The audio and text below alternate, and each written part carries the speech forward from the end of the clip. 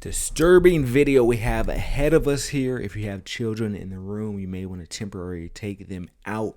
There are going to be some derogatory things that we are about to hear and view in this video. And I want to say shout out to the people who brought that to my attention. This came across my desk. We have a lady. She is Argentinian and she was in Brazil saying some crazy things. So we're going to go over this video. Let me know who's right, who's wrong. Would you have done it? And I got a surprise at the end because there's some things that even I didn't know, right? And then also there's some things about this story that I think you may like. So this lady right here, it's a shorter lady, by the way. I'm just going to describe because I've seen some of the video. I've pretty much seen all of it actually at this point. There is some new evidence that's coming out that we're going to talk about here shortly. But the shorter lady, the one with the blue dress or blue skirt, blue little jean shorts, she's the one who's actually being racist. She's in Brazil with her friends, and we're going to see what happens here. Let me rewind it. Atención, momento clave en Brasil. Esta es la abogada Agostina Páez. So her first friend walked away, kept it light, whatever. She's the one who's doing all the racist stuff, but you can see her other friend, the taller one, actually tried to push her away, like, hey, chill, relax. But she just kept going. Argentina, santiagueña, de vacaciones en Ipanema, Brasil. Y ese gesto, considerado un gesto racista para la ley en Brasil. So for those who didn't see it, here it goes again. Boom. Keep in mind on the shorter girl. Watch her. The shorter girl. And she even made sound effects with it. If you didn't catch it again, we're going to go over it. Considerado un gesto racista para la ley en Brasil, le valió que esté retenida en ese país sin poder salir. So what she's saying is, ooh, ooh, ooh. And you see how she's moving her arms like that? She's motioning a monkey. And later on, she called him mono, which is monkey in Spanish. So the reason why this is racist is because, one, Brazil is a country that's predominantly darker skinned people. Two, she's what you would say a white person. Even though she's Latino, she is a white person because some people get those mixed up. And then third is the employee, because she was talking to an employee, was actually a darker skinned person as well. So for those who don't know, there are actually countries in South America that have a predominantly, if not almost all white population, right? It goes back to history. I don't want to go into it, but you can imagine similar to North America, it's a similar history for all my U.S. audience. That's a quickest way to summarize it. And Brazil has a somewhat similar history. However, they have a way higher black population, brown skin population, however you want to identify them. They actually have the largest population of black people outside of Africa. So it has an accent to it because the employees were black or darker skinned employees. So she's making the monkey noise. Le valió que esté retenida en ese país sin poder salir y acusada de... Her friend is pushing her away. That's what I'm saying. Like, she may have some good friends because they realize what she's doing. Like, stop, right? And later on, she doesn't know she's being filmed at first, but later on you see her acknowledging the camera. Watch. Gravísimos de índole racial. She sees the camera, gives a little hand motion, because she's thinking, I'm from Argentina, baby. I don't live here. What's going to happen to me? She's walking away. She's feeling she's safe. She's like, I'm a woman. You know, they're not going to do anything to me. Plus, hey, I live in a whole different country. I can just run away. That's what we think is going to happen, right? But it doesn't always work that way. I got a little surprise for you here shortly. Pero la noticia de esta hora es que le van a colocar la tobillera electrónica. Está encerrada en un departamento con dos amigas. Recibe amenazas sistemáticas de muerte. Habló. But here's the crazy part. This video somehow went viral, which, thank you for the internet. It exposes a lot of stuff. You know, this is the year of truth, baby. We got all these files coming out. We might as well just expose everything. So they found her information. They said, hey, she's 29. She's from Argentina. This is her name. This is her career occupation. It turns out, right, for all the people who don't know, racism is not a class thing. So when you think only poor people are racist, or only rich people are racist, or only people from certain country. Anybody can be racist. I say that to say this. She's a middle class because she got her degree. They found out she's a lawyer. She's a social media influencer. She's somewhat established, right? She's not rich, but she's not poor. She's what you identify as middle class. So even middle class educated people can be racist, for those who don't know. So they found her information. Últimas horas y Luciana tiene todo el detalle de que declaró. Le creemos. You know, she looks professional. You be like, you may not even expect it from her. But hey, it came out. And speaking of came out, you won't believe what happened to her. Let me pull this up real quick. Where is it at? Yes, here it is. So, the good thing about this particular video as opposed to the other one is auto-dubbed in English. So majority of my audience speaks English, so they're going to understand what they're saying. But essentially, she was arrested. The video went so viral, she got caught, right? And she got placed on the ankle monitor. Okay, everyone, hold on a second. It's Clara Neri's turn. She's requesting passage straight from Rio de Janeiro. Here's an update on the case of the racist Argentinian lawyer. See, they found her. She's a lawyer. It's like, yo, she's racist, blah, blah, blah. The police did a full investigation on it to the point where she couldn't even leave the country. I honestly believed she had already left the country. No, she didn't. Not at all, Clara. She's still here. She has an ankle monitor. I would have think she would have left the country. Like, hey, I said this. At the end, I see them record me on video. Let me get out the country. She even laughed at it, right? She probably thought, okay, it goes viral or whatever. I'm a social media influencer. I'm going to get some clout from it. Nope. Look, Monos. She even wrote it in her thing. Monos. She had fun. She had fun with it. This criminal Look at her Agostina laughing. Páez, the Argentinian tourist who presents herself as a lawyer and influencer, is still here in Rio de Janeiro now with an electronic ankle monitor. Her passport had already been seized, meaning she... Passport seized. Brazil was like, we're tired of this, right? We see this all the time. People come in here, say things about our people. We're going to seize your passport. We're going to arrest you. We're going to put you on an ankle monitor so you can't flee the country. And now that the video is viral, she may lose her license, who knows, to be a lawyer, because she's a lawyer. She may, get ridiculed publicly. All these backlashes are going to happen. And she didn't realize in the moment, because she's having fun. Ha, ha, ha, ha, ha. It came to bite her in there. Leave the country yet. The civil police investigation has already been concluded, and the expectation is that it will be sent to the public prosecutor's office today.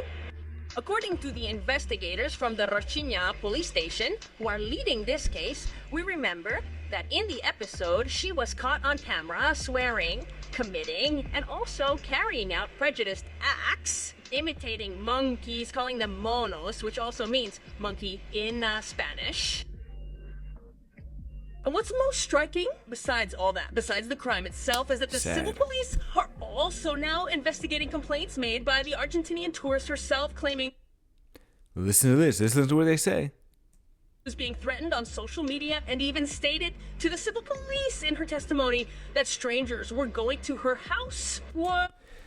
So now she reversed it and said, hey, I'm the victim. They're making fun of me on social media.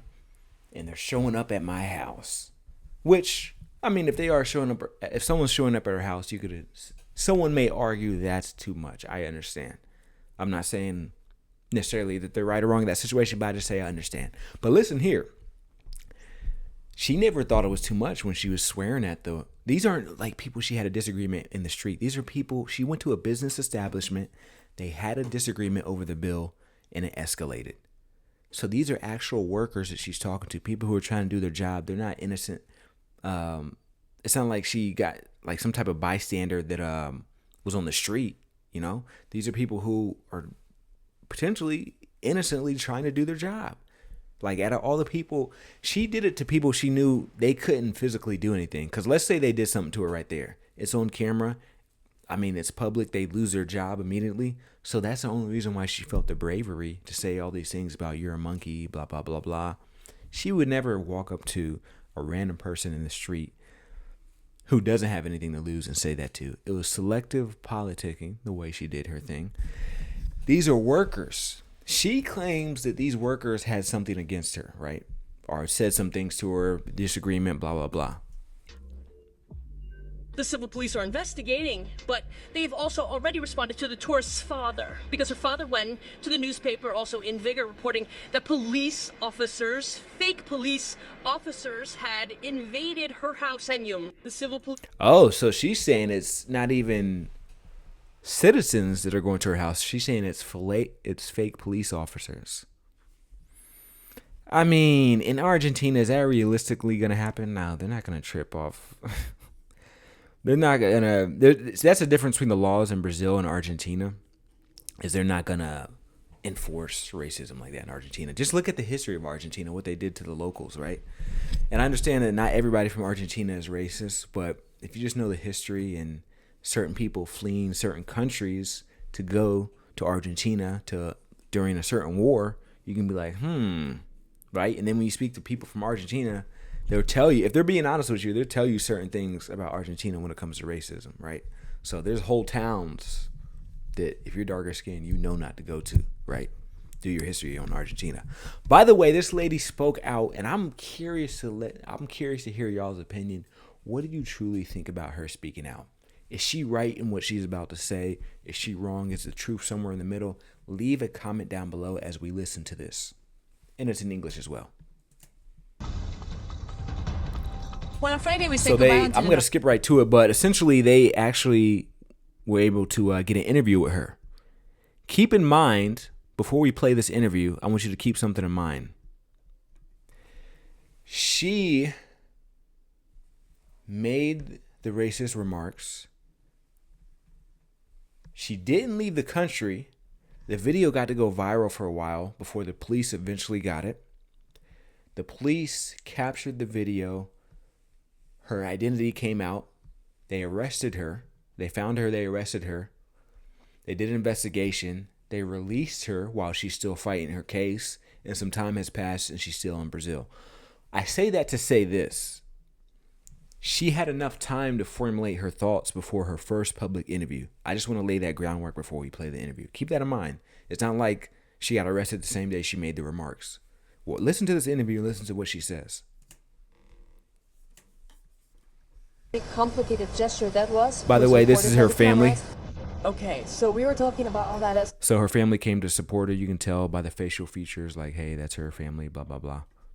But mainly what it showed us is a bit of the sadness and the ordeal that she has been going through since January 14th until now. The sadness and the ordeal that she has been going through. She's going through sadness and ordeal. Keep in mind, just remember, she's the one who elevated it to race. Why don't we share what she was telling us? Let's go. So this is her. She's going to do her first public interview. She got the glasses. We know what that's about. Try to conceal the identity at least a little bit, even though we know who she is. It's not like she's trying to cover up her tears. But let's listen to what she got to say. It's the hug we were talking about, not even close to ever being. It's been an emotional reaction more than anything, but I never imagined the seriousness of it all. I never imagined.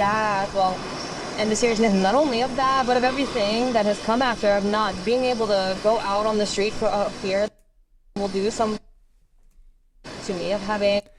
So the first thing she said, keep in mind, she had time to process her thoughts. This doesn't happen the same day. You're talking about weeks of thinking. And the first thing she said, she didn't apologize. She didn't accept accountability. She didn't say it was me. She didn't admit to anything. She didn't maybe try to blame it on the alcohol. Not saying that's a good excuse, but I'm just saying, the first thing she says is, listen, I'm scared people are going to do something to me out in the street. Immediately victimizes herself. Is that not scary? I'm the only one who thinks that's scary. I've met people who are like this, and the crazy part is I can understand when people are like, when we were teenagers, it's understandable. 20s, I don't know. But this lady's 29. She's pretty much 30, right? And I met people in their 50s who still have this victim mentality. No matter what you do, they are always the victim. Look up Jodi Arias when you get the free time. She took someone's life and she still tried to be the victim. But long story short, these people are like sick in the head that they can do something, and in their eyes, they're still the victim. Let's go back and listen to what she said. And that, well, and the seriousness not only of that, but of everything. Didn't realize the seriousness. Remember, she was laughing in the first video. Even threw up some sign to the camera. And then it went viral. She typed in monos. She was a social media influencer. She was having fun with it. She thought it was funny to be racist. It's not until she got caught. Well, I don't want to sway y'all's judgment. Let me know what y'all think. I don't want to sway it too much. Let me know what you think. Come after of not being able to go out on the street for fear that someone will do some to me, of having to move far away because my address was leaked, the same old address was leaked. And although most of the police officers have treated me well, there is one specifically who honestly has made me all this time. And my defense requested the cameras because they're the ones who have really asked for it, so that they do not just stay with the video of me that is being spread. And so she's saying her defense team is asking for the other angles of the camera and to see the full thing, because her defense team is going to make the claim that she was the victim. Allegedly, these are the workers. They first show only 2 videos. They do not show the others. Mm-hmm. And those videos are key. Rio de Janeiro racist as a civil criminal and Anti-racism advertising too. Imagine how I have not yet been convicted and they are already using me as if I had already been. Listen to that. Imagine I have not been convicted and they are already doing this to me. Like, we see it in 4K. It's not like this is AI. This is a real video of you talking about, I haven't been convicted yet. What do you mean? We can see you. It's one thing to make the motions, but then you made the motions and the sounds, and then you directly said it. And then you went to social media to double down on it. And now you're saying, hey, I'm a victim. These people were not nice to me at first. But I want to know y'all's opinion. Let's say you were her. Let's just say everything she said is factual. Let's just assume everything she said is factual. She went to this business establishment. She didn't walk out. She still tried to do business with them, despite allegedly they had some type of disagreement. And she potentially didn't pay the bill or didn't pay the amount they wanted. They treated her poorly because of it, made her feel uncomfortable, potentially called her some names, and she walked off with her friends and did what she did. Let's just say all that and some is true, right? Let's even top it off more. Let's say they spit in your food, which they didn't do, by the way, because they didn't claim that. But let's just say they spit in your food. They did all that, and they told you to get out of the business. They never want to talk to you again. Does that justify you automatically going to race? If they treated you poorly, or if there's a disagreement over the bill amount, wouldn't you want to have jokes about that situation? Like, let's say they overcharge you. Wouldn't you want to joke about the fact that there's some type of financial incentive here, or the fact that they treated you poorly? Why would you automatically jump to race? Another thing, if she's willing to do this in Brazil, which is a country that's predominantly darker and black and brown skinned people, how would she have acted if she was in her home country where she feels more comfortable, and over 90% of the people there look like her phenotype? They're Caucasian. These are questions I have to ask. Let's just say that everything is right. Do y'all think that she should have done that, or you think she should have behaved differently? Because I'm just crazy. Like, the fact that she's thinking, I'm a victim. I'm like, wow, this is scary. And I've met people who are older like this too. That's what I'm saying. It's like, these type of people you have to avoid at all costs. Me personally, I avoid these type of people at all costs. Like, racism is one thing. Like, okay, you don't like me because my skin color, how I act, whatever. Cool. I understand. Whatever. It is what it is. But the people who are like dangerous like this, who can flip and automatically be victim or no, it was their fault, have no type of empathy. Remember, this is her first interview. She didn't say sorry. She didn't say I did this. She didn't say nothing about acknowledging how others may have felt. Because remember, this is bigger than just those 2 or 3 workers outside the building that she offended. This went viral in multiple countries. Imagine all the darker skinned people around the world who are going to view this. What are they going to think about this woman? What are they going to think about Argentina? What are they going to think about how social media handled it? It's bigger than just the couple people she offended in the video. It's the entire world that's going to look at this. And she didn't say, hey, I'm sorry for anyone who looks like this. You're not monkeys. She just said, I'm a victim. I'm being harassed. They're cyberbullying me on social media. But what do y'all think, man? This is crazy, man. Tell me what y'all think.